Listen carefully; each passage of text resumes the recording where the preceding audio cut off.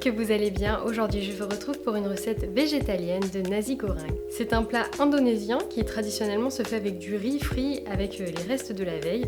C'est une recette super simple, pratique et rapide à préparer. Moi je l'adore pour préparer mes lunchbox à emporter.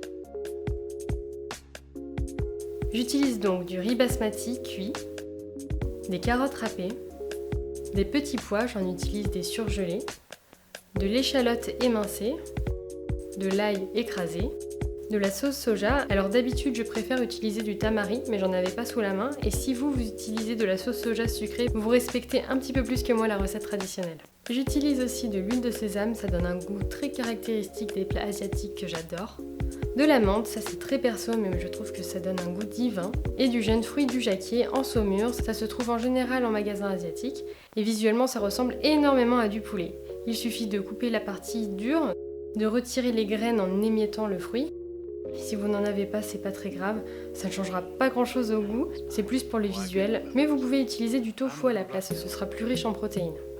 Dans une grande poêle anti-adhésive, je vais faire revenir l'ail et l'échalote dans de l'huile d'olive. Lorsque ça devient tendre et translucide, j'ajoute le fruit du jacquier et je laisse revenir environ 5-10 minutes jusqu'à ce qu'il commence à caraméliser et à croustiller légèrement. Ensuite, je rajoute le riz que je laisse aussi frire 2-3 minutes. Enfin, je rajoute les carottes, les petits pois ou d'autres légumes, vous faites vraiment avec ce que vous avez. Je rajoute la sauce soja et puis au dernier moment, j'ai décidé d'ajouter un tout petit peu de piment doux et je laisse encore cuire quelques minutes. Je me repère surtout par rapport à la cuisson des carottes. Une fois que c'est bien cuit, j'ajoute quelques gouttes d'huile de sésame. Je ne le fais pas avant parce que cette huile ne supporte pas bien d'être chauffée.